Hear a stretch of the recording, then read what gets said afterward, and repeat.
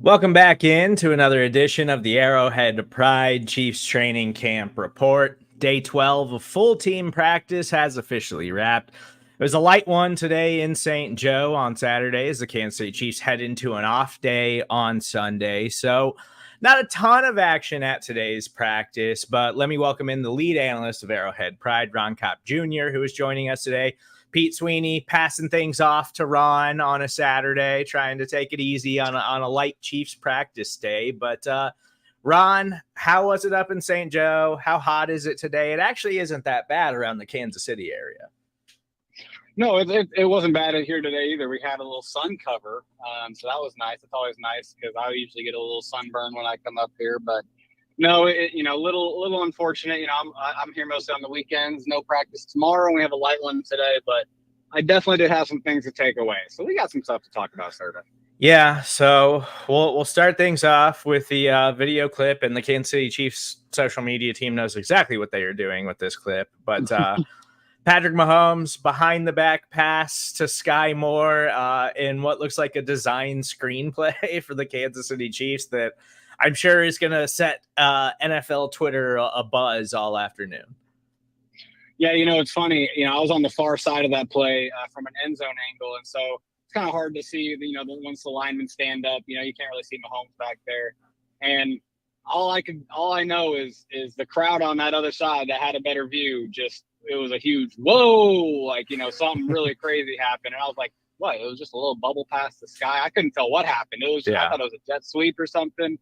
Yeah, Mahomes, just Magic Mahomes doing his thing. Now, I think that was the first time, though, we've seen it in an actual live period. I could be wrong. Someone could correct me. But, I mean, that was a live team period. It was not the starting defense, but it was a collection of second and third stringers. And, it was all 11 players on the field. So might have been a first to see that kind of in action in a real play like that. Yeah, we're going to see that in a game. It's just going to happen.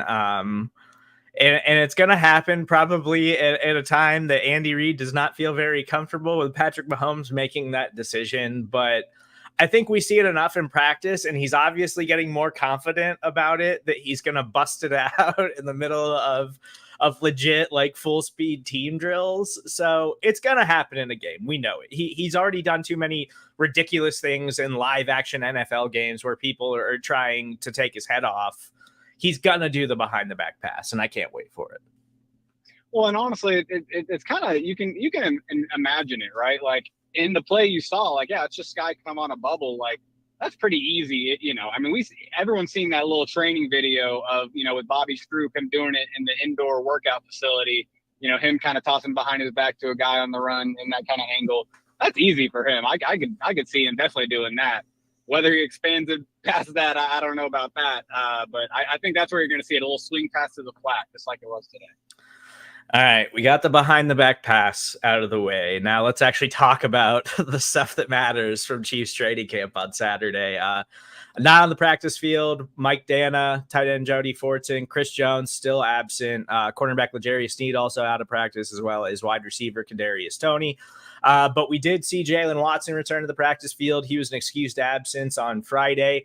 And Charles Omenihu was on the practice field after missing yesterday. But we haven't really had a chance to talk about this in depth yet with Charles Omenihu after it was announced late yesterday afternoon. He has been suspended for the first 6 games of the NFL regular season. He will be available in week 7 for the Kansas City Chiefs. But this is something that stems from a January incident when he was with the San Francisco 49ers. Everyone knew the suspension was probably coming. It was just a matter of how many games. And now the Chiefs need to get Chris Jones in the building and get that situation figured out. But they know for a fact Charles Omenihu will not be available to them for the first 6 games of the season. Yeah, and it does suck because this Chiefs pass rush really does need Omenihu's impact along with Chris Jones, from the inside. That's the thing. The strength of the pass rush this year really was going to be on third downs when they could deploy Jones and Omenihu next to each other. A center can only pick one of them, and whoever he does, obviously mostly Jones, is going to terrorize that guard. And that's what Omenihu could do, and you're going to miss that for the first 6 games. And especially because, on the edge rush right now, we've seen, I've reported good things seen from FAU and Karlaftis, but, you mentioned Dana, as someone that, still hasn't come back to practice in a while. Something, health is obviously a concern there. I've liked Malik Herring, but, and he was running a little bit with the starters today in certain pass rush packages, but no, it is a big blow to a team that, is already pretty young on the edge. Menahu, he was mostly going to be a snap eater on the edge, right? I think, a pretty good run defender on the edge right away. But really his impact was supposed to be, all right, like, him and Jones on the inside, or maybe if Jones is on the outside, even as an offense or as a defensive end on certain plays. Menahu's that inside rusher. That really is where he's good. And they're going to miss that the first 6 weeks. They were going to use it or need it with the edge rushing group, kind of needing to develop as the season goes. Yeah, and again, the Chiefs knew this was probably coming down at some point. It was just a matter of how long the actual suspension wound up being. So, again, no Charles Omenihu for the first 6 games of the regular season for the Kansas City Chiefs. They'll have to figure that out. The first time he'll be available is week 7 against the Los Angeles Chargers. So it's going to be a little bit before we get to see him fully deployed with this defensive line. And you mentioned it, we haven't even seen him with Chris Jones on the field yet. I would like to see what that looks like. He was their big free agent acquisition, and we know Chris Jones is the superstar of the defense. I don't know when that's going to happen. I'm starting to get a little worried about the Chris Jones situation. And I think at the start of training camp, I was not worried about it at all. I was like, they'll get it figured out. And now it's like, I don't know if we're coming to a conclusion anytime soon. Obviously, he's going to play for the Chiefs this season. He's under contract for 1 more year, but you want to see them get an extension done. And now no Charles Omenihu. We really need to see Felix in this preseason, I think, really step up and kind of show some stuff. And we've seen some things from him now that he's starting to get worked in more often. We know what George is, I think, and we can feel confident about George's role. And hopefully he takes another step as a second-year player. But I think Felix is the big question mark in this defensive line right now. Right. And I think his ceiling, in his first year may not be that high to meet, in my opinion. I think he's going to be someone that needs to develop, over time. He's going to need that time. But, I do think, you're seeing something in practice maybe today that I noticed that may be reflecting and kind of maybe your fears in the Omenihu suspension. I'm seeing Spags, get very, very creative with his packages, especially his dime packages, which is, dime refers to 6 defensive backs on the field. We've seen Spags use that on third downs and pass downs with, 3 cornerbacks and then a third safety to add to those guys. And then there's only 1 linebacker on the field. Well, rarely does he go to a 3 down lineman set where it's actually only 3 defensive linemen and 2 linebackers instead of the 4 defensive linemen and 1 linebacker. He was working quite a bit of that today, which what that does is just put only 3 down linemen, has 2 linebackers, Willie Gay and Nick Bolton, able to make plays, or Drew Tranquil as well. He's working there at times.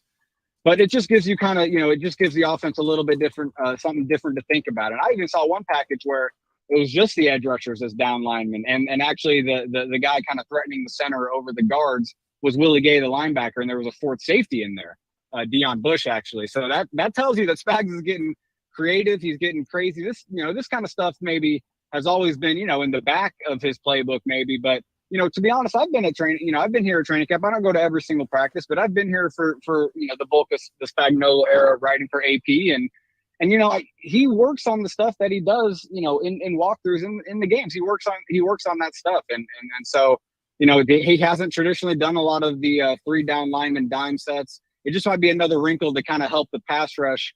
Or just kind of help the defense overall, like, make opposing quarterbacks think for a second longer. Just kind of have to have offenses, kind of second guess themselves because Spags is throwing something, another layer at them that they weren't expecting.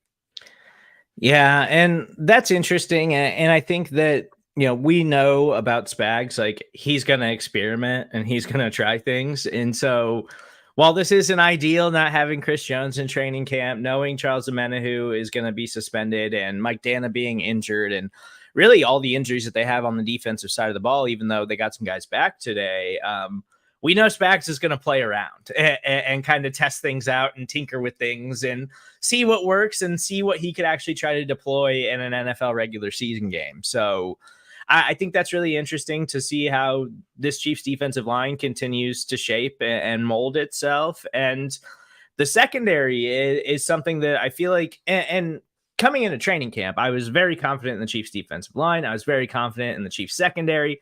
And then all of a sudden, they're kind of have the injuries piling up, and we're seeing a lot of guys rotate in and out. And Echo Boydo, who was a guy that I didn't think had a chance of making this roster, is all of a sudden getting significant training camp reps for the Kansas City Chiefs. Yeah, I mean, I just mentioned how Spags, when he does walkthroughs, right, he does stuff that he's going to do potentially in games. Well, it was significant today that Jalen Watson actually was someone I think that got sacrificed so Boydo could run with the first team in walkthroughs and then into the team periods as well. Although, late as time periods went on, Jalen Watson did mix back in. So it's not about Jalen Watson. I think it really is that Boydo, they wanted to get him reps. They wanted to get him in the rotation, wanted to see how he does. And we've seen Spags do this with the young DBs, right? Where he does want to throw the individual in with the rest of the starting defense, just to see how they react. I mean, he's talked about it. You can hear him talk about it in press conferences in the past. But, it was just noticeable that, yeah, they were willing to sacrifice Jalen Watson's, running with the ones, his work with the ones, so Boydo could maybe get some run. And I also do think, it could be a compliment to Watson that, hey, look, we know this scheme. We know, this defense. Obviously, this whole group, we don't know exactly how it's going to shake out. Everyone's fighting for spots. So Watson is going to want to get as many starting reps as possible. But at the same time, I look at it more as just they wanted to see what Boydo could do. And Watson was just the guy maybe that they felt like, rotating out. I think Joshua Williams missed practice recently, or was it Jalen Watson that missed practice recently? I could have that wrong, sir. You could correct me. But yeah, but just to Jalen Watson missed yesterday, but it was an excused absence. It wasn't injury related. Well, and then maybe that's the reason too. Boydo gets rotated. That's the reason he gets the guy instead of anybody else. But all that to say, Boydo working in with the first team. That means something with Najee Johnson's injury. There's a spot at the end of that cornerback spot. Yeah, and he's somebody that Pete has mentioned several times. That it seems like he's having a really nice training camp for an undrafted player who. It's kind of a long shot to make the roster. It seems like the Chiefs like what he is doing, and he is getting an opportunity there to possibly make this Chiefs 53-man roster once we get into preseason. We're only 8 days away from the preseason game, that even though it feels like we've been in training camp for months at this point. But before we get out of here, Ron, we got to do a wide receiver room check-in. How'd that group look on Saturday? Anything that you took away from the Chiefs' young pass catchers?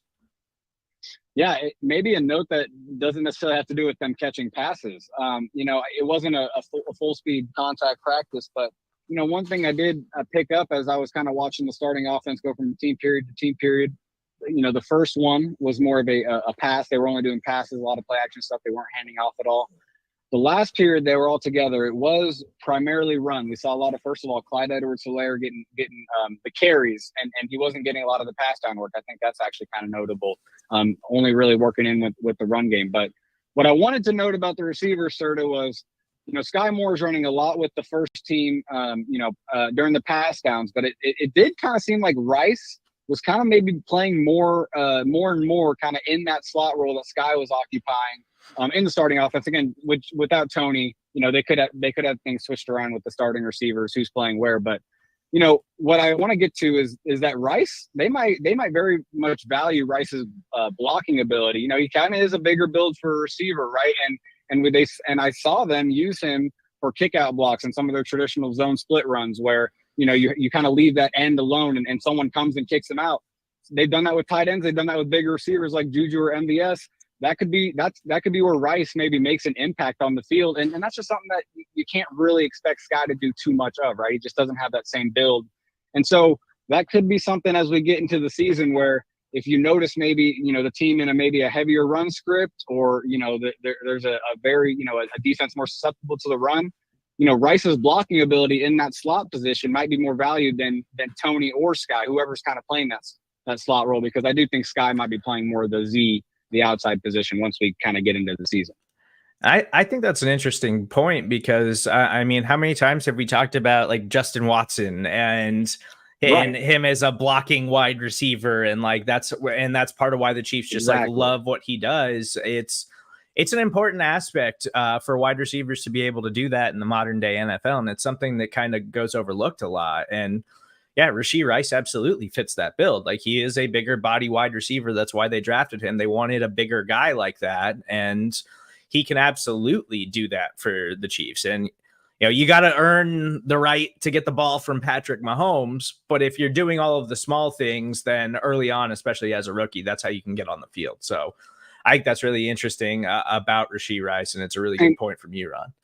Well, and real quick too, because the Justin Ross hype, like I am someone that Pete put him on the projection, so that, I'm with it. I'm with the Justin Ross thing, but the one thing is that he is going to be a very perimeter heavy receiver on the outside. He's not going to be someone that they align ever really in the slot to do much of the slot work that they ask of their receivers.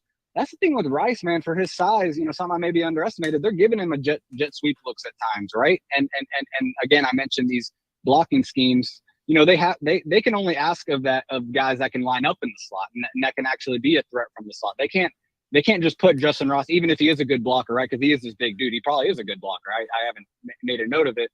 They can't put him in the slot because you're not fooling anybody. He's not going to be making plays from the slot. He's an outside receiver. Rice is a slot guy. He's just kind of more of a power slot. And so that's, I kind of think the note there too, is that Rice is so versatile. Even if Ross is a pretty dominant blocker too, which I could see him being, he's not a slot player like Rice can be. And that's where they really need the blocking position. We love a good power slot at Arrowhead Pride. Yes, sir. He's Ron Kopp. You can follow him on Twitter at Ron_Kopp. As always, please make sure you subscribe, rate, and review everything that we're doing here on the Arrowhead Pride Podcast Network.